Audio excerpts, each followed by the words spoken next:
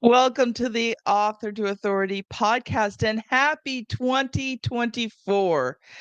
Wow, I can't believe that we are at the beginning of a new year. For the first 10 episodes in 2024, we are going to take a look back at the top 10 episodes of 2023. These were high value, high impact episodes that I really felt needed to be replayed and reshared. So sit back and enjoy this top 10 episode. Welcome to the Author to Authority podcast. And if you've ever thought of personal branding as something that entrepreneurs shouldn't do, then you want to make sure that you listen to today's episode, because I guarantee you that if you are an entrepreneur or a solopreneur or a consultant, professional speaker, your personal brand is critical to the success of your business. And I am so happy and excited to welcome Tanya and Michael to the show, because they are going to be talking about that exact same thing. Tanya, Michael, welcome.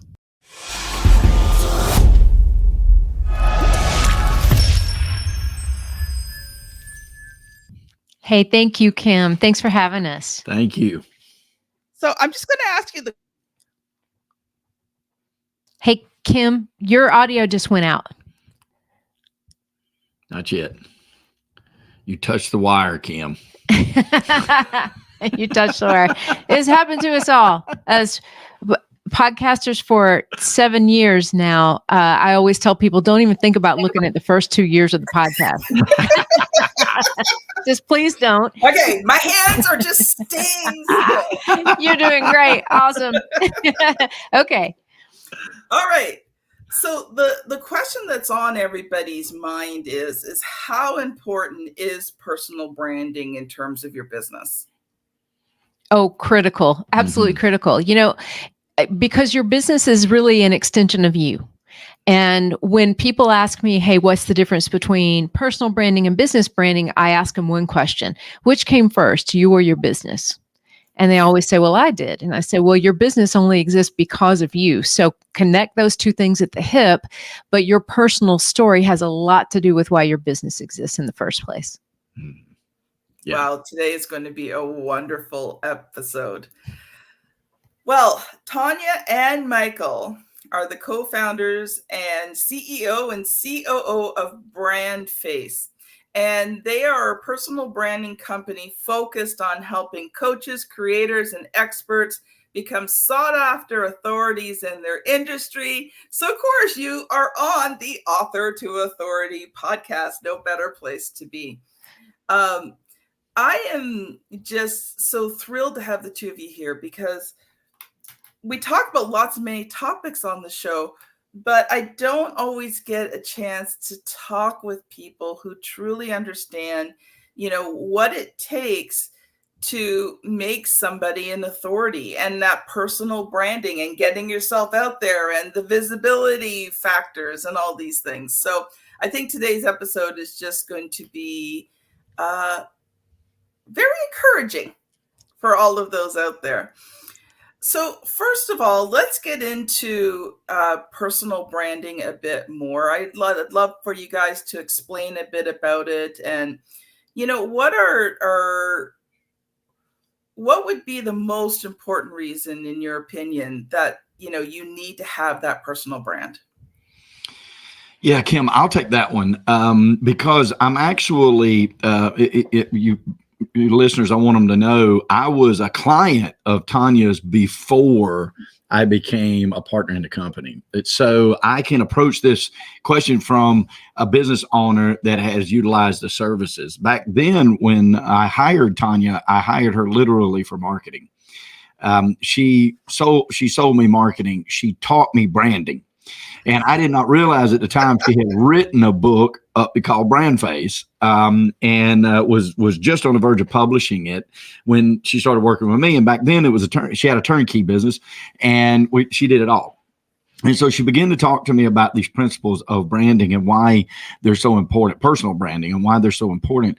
And so we applied them to my real estate office. I was in the real estate business, and it was just, it made the company grow exponentially. Like the reputation that she built for me, like literally right off the bat, really made a big difference on how that company took off. And we started in like the end of third quarter 2013. And so we finished off 2013 with hardly like 2 sales or something like that. We quadrupled that the next quarter. We quadrupled all of the business by the first year, and then we've continued to grow every year, and to this year, using these principles even in and of ourselves. So I could approach this from somebody that has lived it and still lives it even today. And to differentiate yourself in any service forward-facing market is unbelievably important, because we all know that there's competitors out there, right? And it doesn't matter if you're an author, it doesn't matter if you're a podcaster, it doesn't matter if you're a speaker, a coach, a real estate agent, a landscaper, any of those. We know we have massive competition everywhere, and you've got to define who you are, what you stand for, and the 5 critical questions that we're going to talk about that every brand should define if you really want to stand out against that competition. I couldn't agree with you more, Michael. And I think people are afraid to stand out. Like, they don't realize that it's their differences. It's the special things that they do that makes them sought after. I can remember back, and now at this point I was in network marketing. I'd spent quite a few years in network marketing when the kids were growing up. It was easy for me to be able to do as a stay-at-home mom. But I remember that I didn't stand out. And my business finally grew when I stopped trying to be like everybody else and do network marketing the way Kim felt that network marketing should be done. And for me, that was kindness and caring and taking good care of your clients and customers, and working with your recruits and helping them to succeed. And when I did that, and then added a book on top of that, actually 3 books on top of that, my business really started to soar. So yeah, it's allowing yourself to be who you are and allowing yourself to shine. To me, that's just so incredible. Now, we heard a little bit of Michael's story there, Tanya. I'd love for you to share a bit of yours. Sure.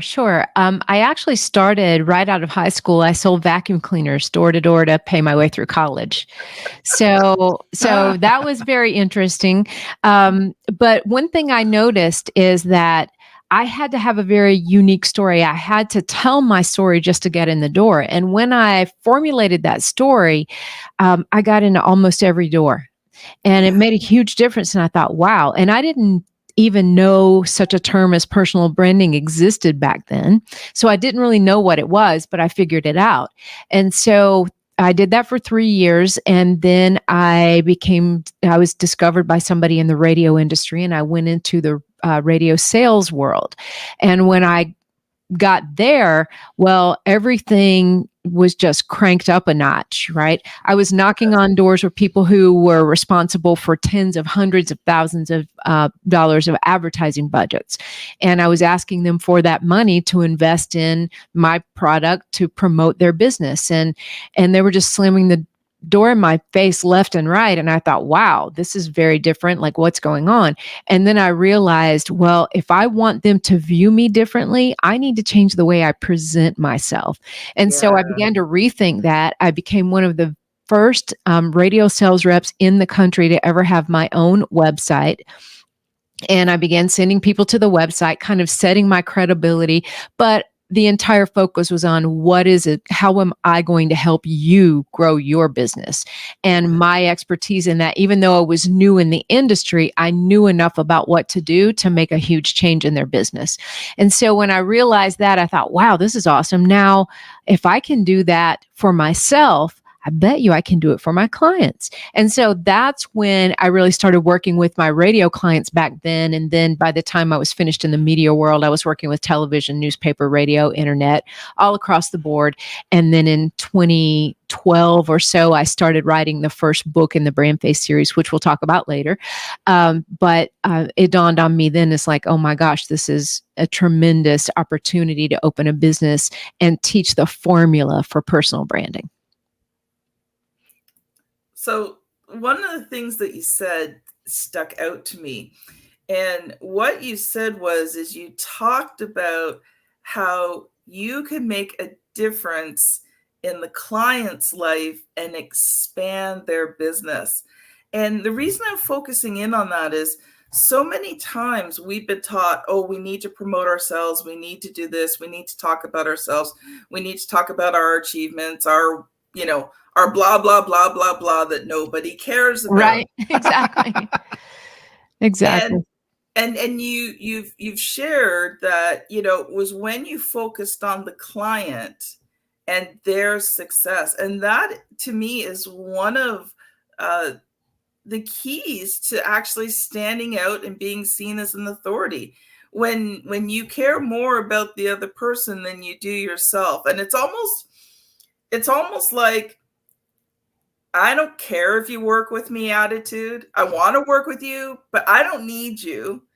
And it becomes very attractive. Like I remember one of the first times that I decided to kind of adopt that presence when I was talking to people. And I mean, people didn't know I was desperate. I mean, money was so tight. But I remember the first time I just kind of sat back, had a conversation. My whole body language spoke. I don't need your money. And I just focused in on the client and helping and serving them, not trying to convert somebody into a package. And the next thing you know, I sold the package. And I was like, wow, this is really cool. I'm going to try this more often.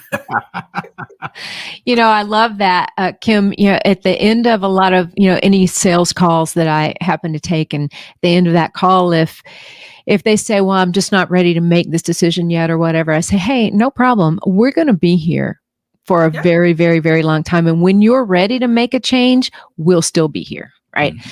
And that lets them know two things. We're not going anywhere. Well, three things, actually. We're not going anywhere. This is not life or death for us, whether you become our client. And then the third thing is that if when they're ready to really make a change in their life, then they should come back to us. And so in just that simple thing, hey, no problem. We'll be ready. When you're ready to make a change, we'll be here. And it's delivered in a kind manner, but at the same time, it's very authoritative. Yeah. Mm-hmm. Yeah. I do the same thing. I have those conversations, and it's usually one of three things. Usually either A, they don't have the money, B, they don't have the time, or 3, they have to go through somebody else to get permission and they're being stonewalled. And so my response is similar to yours. It's like, okay, well, my door's always open, not going anywhere. Yep. When you're ready, when you got the time, when you have the money, I'm here. Actually, it was really funny because 2019, I didn't have as much structure in my business, help, support. I was doing a lot of the things myself.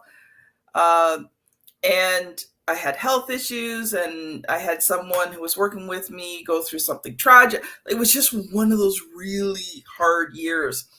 And I came to the end of 2019, and I'm like, I don't know if I can continue my business. I mean, it took every penny I had to pay my employees and give them a very small business. I was down to the last cents in my bank account to make sure they were paid, and they got a small bonus that year. That was it. I had no more money left. Now, thankfully, my husband had a good job. So, I could take the time to rebuild. But I was just like, I don't know if I can continue doing this. And it was really funny because, 3 months later, because it's about 3 months for my sales cycle, like from the time when I really start prospecting, lead gen, all that kind of stuff, it's about 90 days before I really start seeing results. Well, guess what happened in March, April of 2020? You blew up, probably. Yeah. I did, because now all these people who had the time excuse were now sitting twiddling their thumbs. I didn't even have to go after business. They were all like, Kim, I've got time now. Can we do the book? Yeah. Isn't that funny how it really works that way, Mm-hmm. you know? So true. And it's like almost all businesses feast or famine to a certain extent, you know. And so I really, if there's one listener out there that's like, you know, I've been doing this for several years and I'm giving up. I'm at my last penny, you know. I thought it was doing good and now it's not. Just keep doing it. Just keep doing it. They're coming. They're just around the corner. I know it's not on your time. It's never on our time, but it's coming. And you just got to stay forward with it. And you're going to see those explosions like that. And if you build your brand out, it's going to get, those dips are going to get smoother. Yes. They're still going to be there. They're still, that's business, you know what I mean? That's why, you know, they used to always got a kick out of it when the Google Maps first came out and all the stockbrokers were counting the cars in the Walmart parking lot, trying to figure out whether they were going to make their numbers next month or not. And you know, this the same way. Why are numbers so important on Wall Street? Because we want to know as investors whether or not and sometimes they don't make their numbers. Why? It's not because the company, sometimes it is, but most of the time, like a Walmart or something, it's just because that's the trend. So if you got a listener out there that needs to hear this, I hope that we touch your heart and mind. Keep doing it. Keep doing it. Find some time to work. Maybe take that slow down to build your brand out.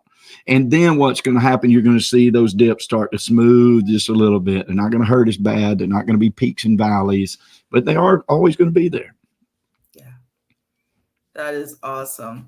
We are going to stop for a quick ad break. And audience, I have been building out these resources for you. And today I want to share with you about the 7 questions that you can ask before hiring a publisher. So we will be back in about 15 seconds.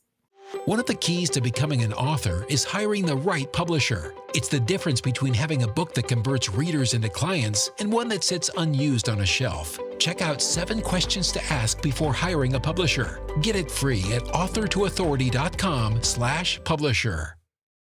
Welcome back. Well, we just had a wonderful conversation.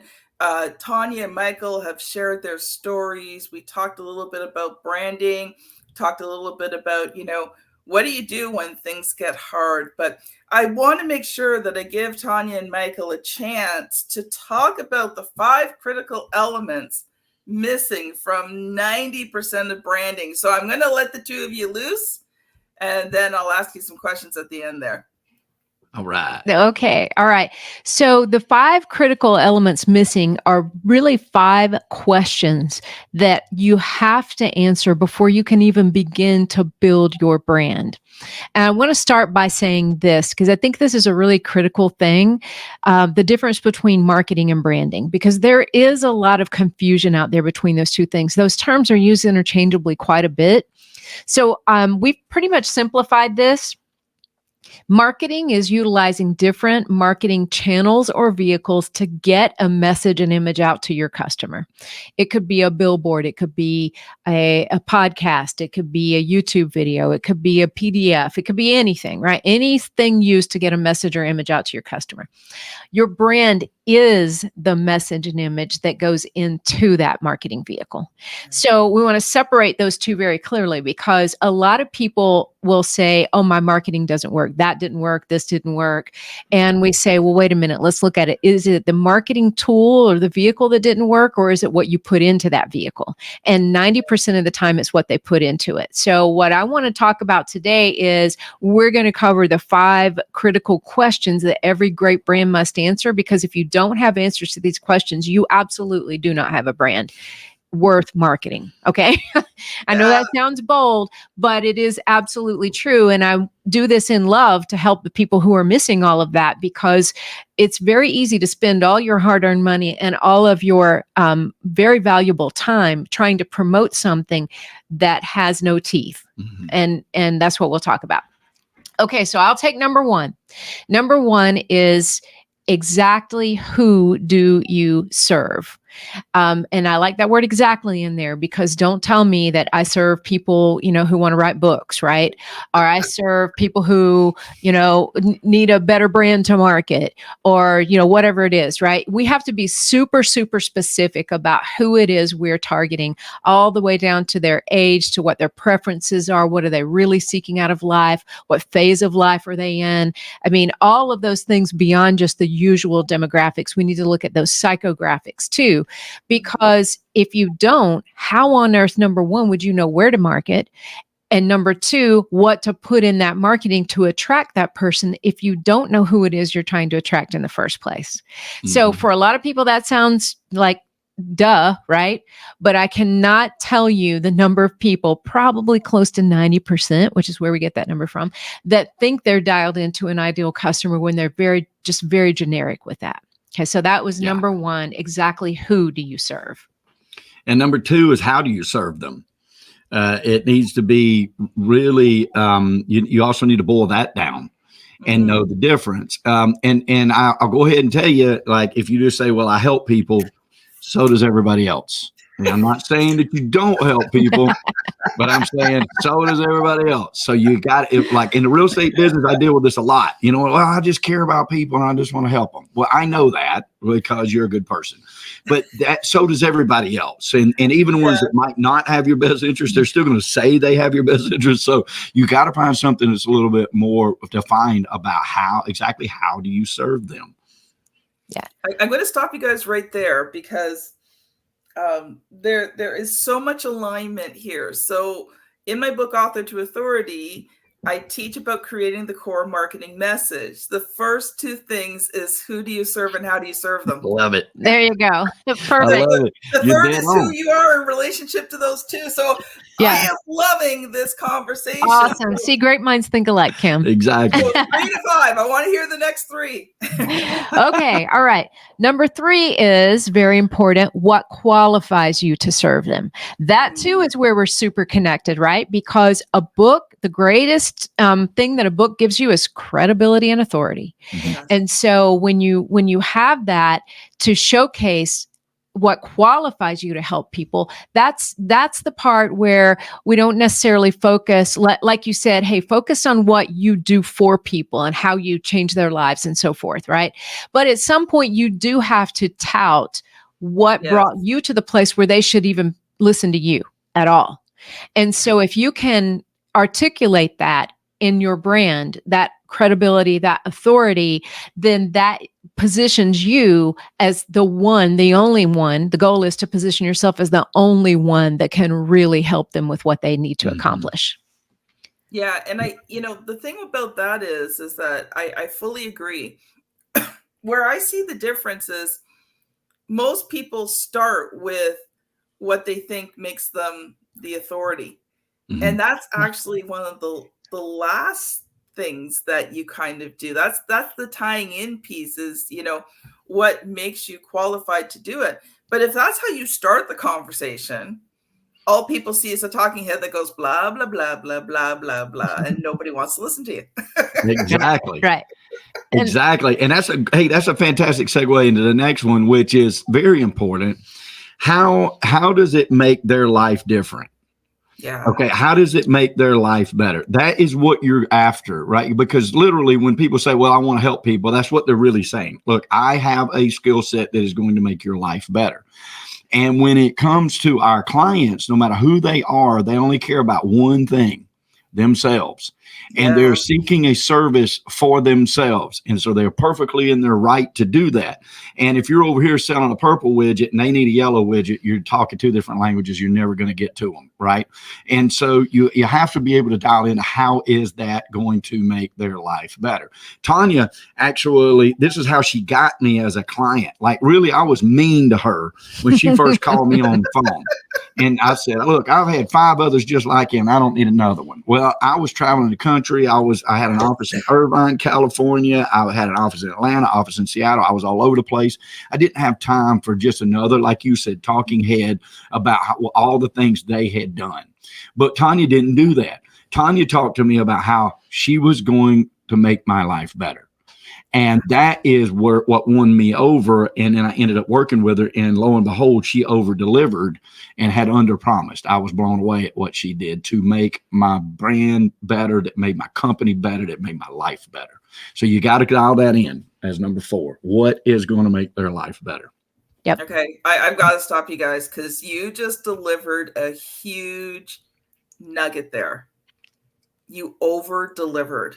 Mm-hmm. And that is so uncommon in today's society. It's all about giving the minimum for the most buck. But if you want to be seen as that authority, one of the key elements of being an authority is the generosity. Yeah. Giving more, over delivering. And I've had so many people say to me, Kim, why do you share so much? Why do you give away so much? Okay, now, I don't give away my products and my services, but I freely share my knowledge with people. People ask me how to write a book. I tell them how to write a book. First of all, I know that there's no way they could take what I said and write a book. But, my goal is to be generous and share my knowledge and not hoard it. When we deliver stuff, we try to give more value than what they're paying for. And you know what happens is I have an extremely loyal client base who love me, treat me like family, and refer a whole lot of business to me. Exactly. Yes. That's exactly how it works. Yes. Yeah. Yeah, you have to over deliver. That's one of the ways that you separate yourself from the pack, because you can differentiate yourself on the front end and everybody can say, I'm going to work with them because they're different, right? That's really somebody who's focused on blank, and that's what I need. But when you over deliver, that's what brings the loyalty, not just the nod to, oh, that person does a great job, but now they're extremely loyal to you. So we got one more, don't we? We have one more. Okay. And this is the most important one. If there is most important one, actually, they're all very important. You can't leave any of them out. But this one is, what makes you different from everyone else who is also trying to serve that same customer? It's really critical that you do that. It's not what makes you different from everybody in the world. It's what makes you different in this space. Mm-hmm. And that can come in a myriad of different ways. Some people declare their differentiation by a personality attribute, some by a certain formula or way they do something, others by a specific type of person that they truly like to help. Because they've been in that person's shoes before. There's many different ways. And that's the toughest part, I think, for a lot of people, because a lot of people say, well, I don't know what's really different about me. I'm really just out there trying to do what everybody else in my space is trying to do. And we assure them, no, there's something unique and special about you, and we have to tap into it. And that's really where our skill shines, is tapping into that inner star, if you will. Yeah. Yeah. There's 2 words that need to be taken out of your vocabulary, and it's justa. You're not a justa. That's true. I like that. Very true. Not just another, right? You're not just another, real estate person. You're not just another, ghostwriter. You're not, so yes, absolutely. And we all have a reason things make us different too. And sharing that in your brand is really important. Mm-hmm. Yeah. Well, we are going to shift gears here, because I want to make sure we take a few minutes to talk about your book. So first of all, just give us the title of the book, tell us a little bit about it, and then I will ask you the question that I ask every author that comes on the show. Okay. Right. So I've actually got them right here, and we'll send you the covers to these, but it's BrandFace for entrepreneurs and BrandFace for real estate professionals, and it's Build Your Personal Brand, Boost Your Business. So we have two of those. The reason we have two is when we first started working together, Michael was my very first real estate BrandFace client, and everything went so beautifully for him, and he executed everything exactly the way he was supposed to, according to the formula. And I said, my goodness, will you co-author with me the next book in the series, which is BrandFace for real estate professionals? And he said, yes. That could just continue to grow and grow and grow. And being an entrepreneur, because he's involved in more than just running a real estate brokerage, he's also an investor and he's an auctioneer. And so I said, well, let's do one more together. Let's do BrandFace for entrepreneurs. And so we have both of those. And the branding principles are the same no matter what the industry is, the principles are the same. Outcome is different for every single person. And there are nuances that are different per industry, of course, but the principles of personal branding are exactly the same. Love it, love it, love it. Okay, are you ready for the question? Ready for the questions. So what was the good, the bad, and the ugly of writing and publishing those books? I'll go first. Yep. Well, the good is they're an authority booster, right? We're on Kim's show, which is all about building authority through authorship. It is an automatic authority booster in whatever space that you're doing, and we could, of course, get into the how it helps your presence on Google and and how your search engines are going to pick you up because you have this. We didn't go into it thinking, oh, we're just going to get rich in our book, right? We went in there thinking, okay, we're going to build an authority and then we're going to get rich in our programs, and the books are incredible for that. And the real good was that we actually were #1 bestsellers in international business and in several other categories that we didn't really even expect. And we were like totally elated that it happened. So, yeah. So I'll side with him on all of that. The bad, he alluded to that just a little bit, is, everybody that comes into it, and you probably know this more than anybody, it's like, how many books can I sell? It's like, we didn't care. We didn't care if we sold 2, Kim. Honestly, and if those were to our 2 moms, we didn't care. The fact that we actually had a book and had put all of our knowledge and all of our, formulas and so forth into those books put us in a totally different position in the minds of the people that were going to hire us to speak on stages and hire us to, as clients, right? Or for them to be our client. So that was it. And the other thing is, you have to promote it just like everything else. That's the bad. You can't just write a book and pop it up on Amazon and think, okay, that's it. That's all I have to do. It's kind of like building a brand. You can't build a brand and then not put it out there. Same thing with the book. Yeah. So that would be, if there is a bad, that would be the bad. I do have a fix for the bad though. I learned it from a friend of mine. He, a super wealthy guy, a lot of wealth in real estate and stuff, but he's always been fascinated with the auction business. And so he wrote this book about, I don't even know if you know this. He wrote this book about, auctions and how to win at auctions. I think that might even be the title. And he puts it out there and nobody buys it. So he made the sales price like $29,000. And I said, why did you do this, man? And he goes, well, nobody's buying it anyway. And I figured if they did, I could get some of my money back.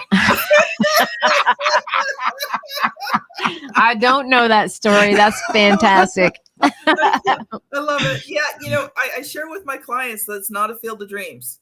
You're not going to write that book, publish it on Amazon, and all of this business and fame and fortune and sales and everything are just going to fall into your lap. It's a marketing tool. It is. Yeah. And it is a great one though. And I encourage all of your listeners, even if it's just one that needs to hear this right now, y'all need to work with Kim because you need this book. You really do. And because the things that will come from that, the doors that will be open for that, and your products and services that you can sell through that, it does work. So really that goes back in the good category. The ugly category, the ugly category is that, when you self-publish, there's a lot of moving parts. And, that's why you need somebody like Kim helping you, because we did it on our own. She had already written one book, which sort of helped us along with it, but it is definitely laborious. And you've got to be committed to it. Yeah. Absolutely. Not finishing a book is almost a cliche, isn't it? Yeah. Yeah, exactly. So I'd say 6 books later, all 6 being self-published, it can be a nightmare when you're trying to keep up with everything. And it's a system. It's like, okay, check, right? But you don't realize how many of those things connect to each other and affect each other, and how you can't miss one of them. So, if I had to go back and publish those 6 all over again, I'd come to you, Kim, because I'd say, please take this ugly part away from me and just let me do my good stuff, right? It's funny. I'm building out a whole new product line, and audience, we will soon be announcing it. I know you've been waiting for a while. I've been talking about it for a while. It has taken me months to develop this all out. But one of the specialists I'm working with to create one of the products, he interviewed my clients to get a true sense of who they were, why they worked with me, what was their life like, what was the transformation that came from working with me. But 2 of them, I've listened to 2 of them now. Even though some of the reasons and some of the outcomes and things were different, one of the things they both said was that I had a system in place. Yeah. A system that walked them through step by step, and a system that, now we did most of the work, but we have a system in place so that they knew what was coming up next. They knew what was expected of them.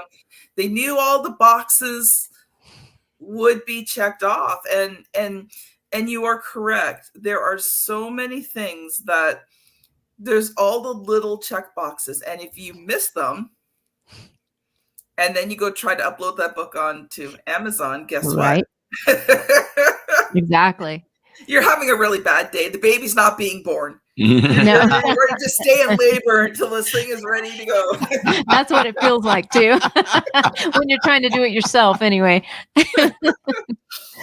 Oh, well, we are actually out of time. So what I would love for you guys to do is I'll give you time for one quick final thought.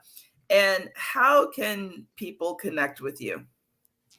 Okay, I'll go first here. My one final thought is, anybody can build a pretty brand, but it takes something different to build a profitable brand.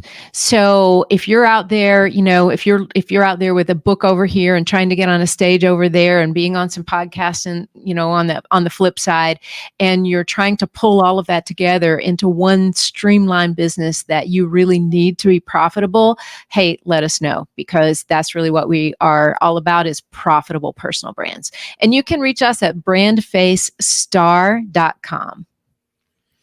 And my thought, if I could leave them, is look, be kind, definitely be bold, and just do it. Yeah, couldn't agree with you more. Audience, thank you so much for listening today. Tanya, Michael, what a wonderful, amazing episode. I am feeling like you guys are kindred spirits if you've ever watched Anne of Green Gables. Audience, if you're interested in learning more, please make sure that you check them out. But also, as well, if you are on YouTube, there will be a thumbnail somewhere on this screen that will take you to episode 366, how to shorten the high ticket sales cycle. If you're on your podcast app, we are well into the 400s, so you're going to have to scan back again. But that episode will quite nicely complement what you've learned here today. So thank you so much for listening and watching, and we'll see you on the very next episode. Bye now.